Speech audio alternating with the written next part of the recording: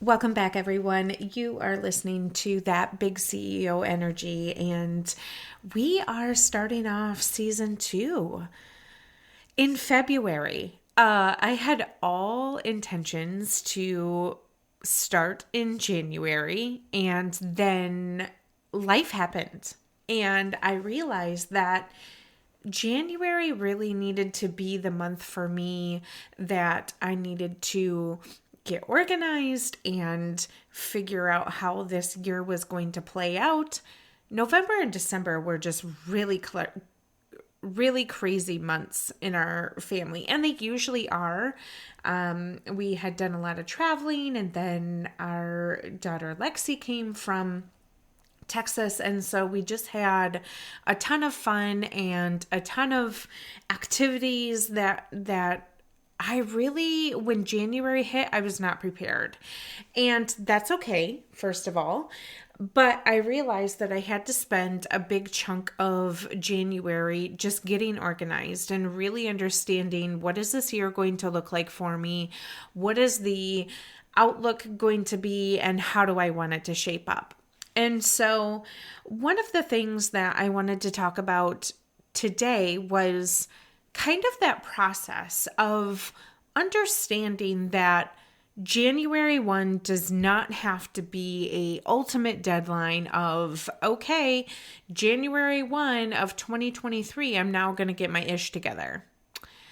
I feel like taking the entire month of January to purge the house, sort of get Christmas put away, right? And reset everything that needs to be reset, so that when February 1 comes, you feel like you, number one, have your ish together, but also that there isn't anything impeding you from starting your goals. Now, society, social media, everything that you read, everything that you listen to will tell you different, right? They will tell you that on January 1, you are supposed to be the new person in the gym. If that is your journey, you are supposed to be showing up because it is grind time. No. I'm here to tell you it is completely different than that. January is a time of reflection. January is a time where you can breathe because you have just spent the last quarter of the year closing out business activities, right? Preparing statements and sort of getting all of that together. And then society says, okay, January is 1 here. Let's rinse, repeat. Let's do this thing all over again and just grind as hard as you possibly can. And where's the rest? Where is the rest that you find? Where is you taking some time to soak in all that has happened in 2022? And I think for me, January was a huge month of January was a huge month of reflection and just sort of unpacking everything that had happened, how far I had come, the milestones that I reached, and the milestones that I didn't reach, to be quite frank. Last year was grind time. Last year was, I had big goals and ambitions. Some of those I reached, some of those I pivoted, and some of those I just didn't want to. And I think that's the other part too, is just normalize not wanting to have a goal in whatever that is anymore. Not wanting to do the thing because it doesn't align with you, or it is overwhelming, or it just isn't fit for this year. I think we get in a place where when we put things on paper and it is concrete and we write them down in black and white, we think that if we don't make it, if we don't do the things that we had set out to do in the beginning of the year, that somehow we are a failure. And I was living in the last few months of the year looking over my goals and going, wow, like, honestly, I kind of sucked. I kind of didn't do everything that I thought I was going to do. And I was focusing on this list of okay, I didn't do this and I didn't do that, and how come I didn't do this and how come I didn't do that, without realizing that I had accomplished so many other different things that were so much more important that I didn't even realize. And it was because I was busy grinding in a different area of life that needed to be built up that I didn't even realize, honestly, until I had arrived there. And so I found myself the last few weeks of December, as I'm closing out kind of my business for the year and kind of closing out some other things in life. I'm like, man, like I didn't do much. Really, Callie? You didn't do much? And so there was one morning I got up and I thought, you know what? I'm going to write down and I'm going to go through month by month and reflect on the things that I did. Then I'm going to go back and I'm going to categorize them. And I'm going to put them into the buckets of personal, business, whatever those categories were. And I'm going to help myself understand the accomplishments that I made, because there were quite a lot. And most of them were in the silent groove of life. Most of them were me showing up and being authentic to who I am and pivoting myself in such a way that felt really, really, really good. And that is something that you didn't see on the paper. That is something that wasn't put out on social media. That is something that I didn't even come to the podcast and say, you know what, I did X, Y, and Z last year. Look at me. I should be so proud. Because I am really proud, but I also have found that there are certain things in life that you can be your own personal cheerleader in, and they don't have to be displayed for the world to see. And while I had some things that it would have been nice to reach that, was it a detriment to who I am or how I'm showing up for myself? Absolutely not. I mean, they were goals that if I reach them, great. If not, that's lovely too. And that's really what most goals are, right? When we reach a goal, it's very interesting in the sense that society has taught us that we fail if we don't reach it. That's just it. Concrete. If you don't achieve what you put out on paper or you put out on social media, you failed. And I'm going to counter back and say, I'm not failing. I'm actually excelling in so many other ways that it makes more sense, right? That drives me to be a better person in an area that I never even expected. And of course, there's going to be the haters that are like, well, no, that's not how it is. Sure, that's not how it is for you, but we have the opportunity to write a different story. We have the opportunity to understand ourselves in a deep, deep personal way that most people don't even get to. And it's because they spend time saying, well, I didn't reach my goals, so I just failed. And now I either have to start the goal over again, or I'm just going to throw that goal away altogether, pretend that it didn't exist, and find some other goals that I know I can achieve to make myself feel better. Right? Isn't that what we do oftentimes? And I am showing up in such a way now to where I can see how damaging that is to me personally. And I keep saying to me personally because it is a very personal journey. Your goals are very personal to you. So all of that to say, I spent January really reflecting on that and really helping myself understand that it is not a black and white process to excel in life. It is not a black and white process to get yourself to the next level. Rather, it is sort of like this graph that is sort of like the stock market, right? It goes up and then it comes down. It goes up and then it comes down. It's never linear. Like, yes, it will make progress, but there will always be up and down moments in your goals.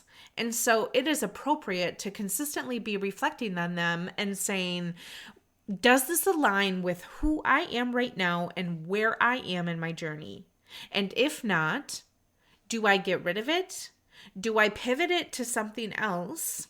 Or do I keep working on it? Because sometimes we might just be chickening out on what our potential is with that certain goal. So, all of that to say, I have decided that for 2023, I and most of you probably have heard or have seen this floating around, but it's the one word focus. Now, let me preface this by saying I have done the one word focus in terms of picking out a word that aligns with who I am at the time for years. Back in my blogger days, like that was always a thing. So I've always had a word that I would focus on or that I wanted to embody for that year. And what I realized is I was doing that all wrong because I was forcing myself into a word that really wasn't in alignment with what I had accomplished over the past year, what I am trying to achieve now, and how that sets my mindset up for the future.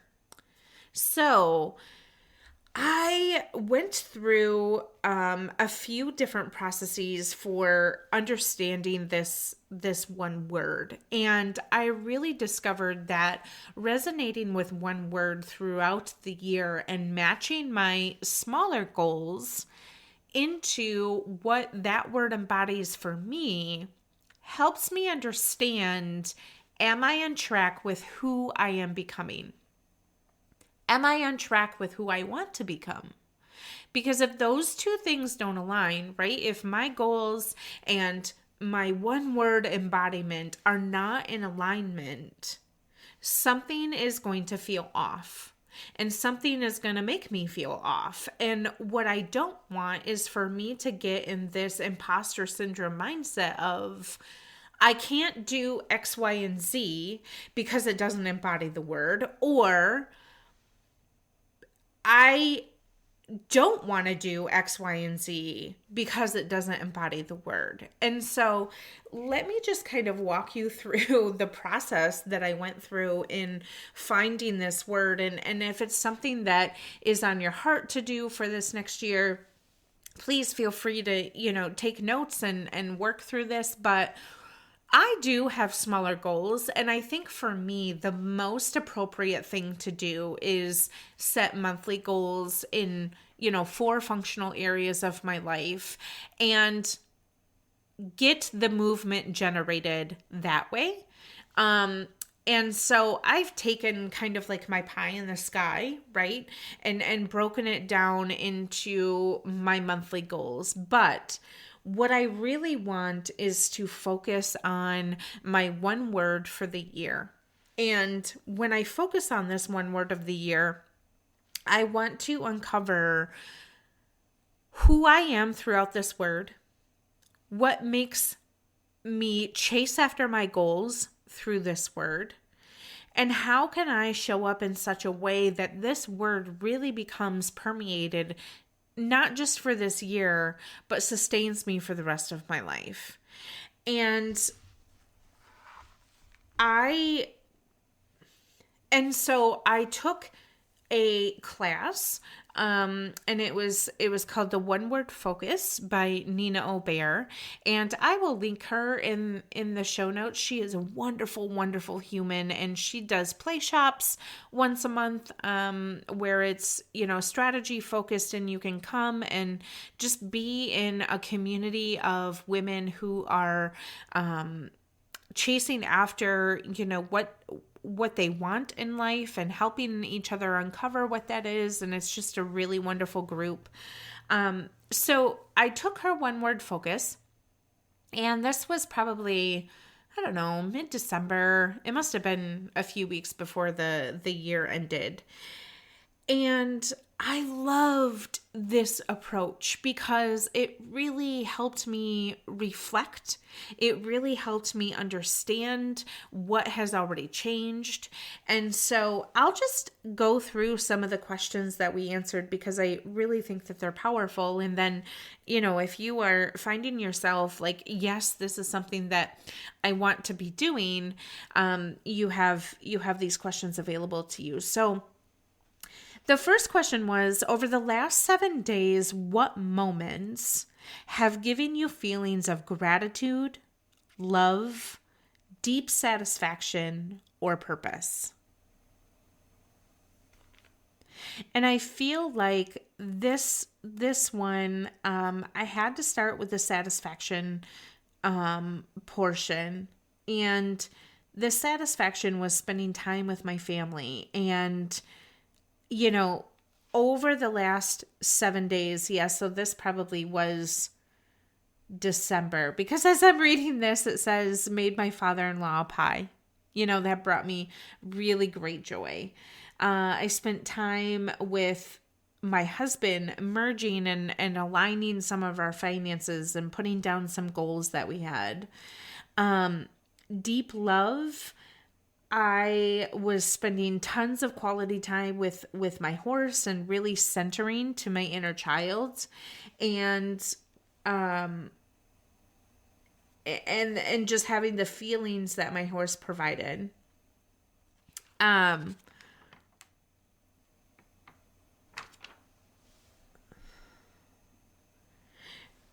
So then the next question was, over the last month, when have you felt the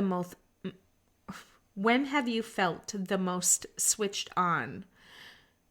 Who were you being? And what were you doing? And for me, the word switched on was when I was feeling really alive. So if we can resonate with that. I felt the most switched on in the presence of my horse. I was being myself, completely and authentically me. I was safe. And this is really because we have spent a lot of time getting to know each other. But once she fully trusted me and I let my space be opened, we are now a pair, and I know she is ready for me when I go see her. I get to be my silly girly self and be free. So those were just some reflections that I had over the past month. Oh, and I see the date here too. It's November 30th is when I did this. So the pie must have been Thanksgiving. So anyhow, the next question is, over the last 6 months, when have you felt the most alive? Who were you being and what were you doing? And I said, over the last 6 months, I felt the most alive when I was able to travel with my husband and explore. I got to show up with no stress, free from work, and as my authentic self. I got to experience a small taste of the empty nest syndrome and also find out who I am outside of being a mom and a day-to-day wife, but who I am as a partner and who I am as myself. I was being the person my future self will be and thanked myself for discovering it now. The next question is, what was your biggest personal change from January to now? And I wrote down forgiving myself, allowing myself to relax and embrace being courageous, spontaneous, and less structured.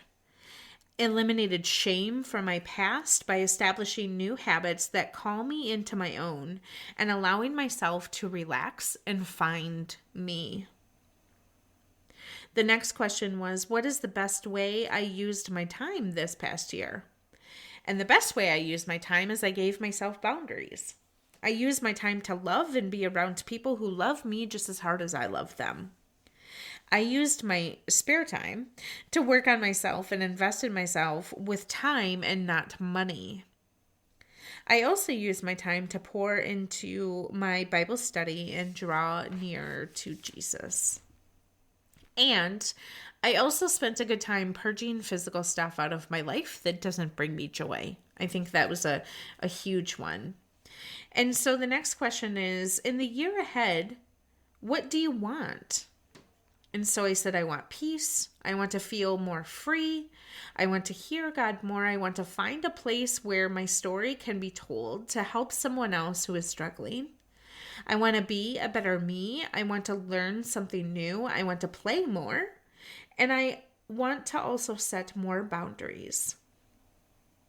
And so she had talked about sort of this, the typical place that people often function from is they usually have to have, do, to be. And that is a lot of the victim mindset. If I have X and Y, if I have X, Y, and Z, I can do the thing. And so then I will become whoever it is I want to become. And the worker side of that says, I have to do so I can have in order to be. And really, it's flipping the mindset of be, do, and have. Who are you being first? Then you can do, and then you'll have. And it was just like this concept around faith without works is dead. And so from a faith-based structure, like how does that play out? And it was just a really good understanding of being who you are first so that you can do, and then you'll have. Because when you show up as your authentic self, right, in whatever you do, whatever you have or need will be what is for you, not for what everybody else. And you're more apt to come from a place of gratitude. And so the next question was, what do you want your wife, what do you want your life to look like? I responded with, I want it to be full on God-centered. I want him to lead me, but I also obey. I want happiness and a strong family unit. I want a house on land where I can have horses and walk into my backyard and see them and embrace them. And I want to spend my days in the yard traveling and riding a motorcycle. And so that was like that big picture moment of what, at the end of the day, paint your life. Understand what it is you actually want out of your life and write that down. And so the next one was write down the characteristics of that person. And the characteristics that I wrote down are peaceful, happy, courageous, free, open, hopeful, choosing, adventurous, playing full on, spontaneous, bold, audacious. And so as we narrowed it down, the word that continually stuck out to me was courageous. And so courageous is not deterred by danger or pain, but being brave. And fear is excitement without breath. And there are a few Bible verses, that I had picked out, which was be strong and courageous and do the work. Do not be afraid or discouraged, for the Lord God is with you. So I loved that workshop, and it really helped me unpack a lot of what I was feeling, a lot of what I was hopeful for, and sort of gave me an opportunity to paint my year ahead a little bit different. So if you're looking for something a little bit different to try, I welcome this opportunity to you. And, if you ever have any questions, my Instagram DMs are always open. So feel free to come and ask questions and learn more. But embodying this word courageous means that I have to step out and be someone that is living so authentically and being so open to change that the courageous part of me automatically wants to be in the next phase, right? So doing the work, putting the work behind what does courageous mean? And when I am approached with things in my personal life, to help out on how am I able to be courageous through that? How am I to think outside of the box and be different? And so it's my own encouragement through the rest of this year to continue to be courageous. So that is sort of the encapsulating of starting off this season 2. And I hope that you will stick around because I have some really awesome things that are planned for the podcast to help us all figure out what is that big CEO energy that we want to embody. How can we show up in such a way that is so powerful and so meaningful that we are making a change, not just in our lives, but the people that we surround ourselves with? And so if that sounds like something that you're interested in and you want to stick around, subscribe to the podcast and come over to social media and visit me and hang out there. Until next time.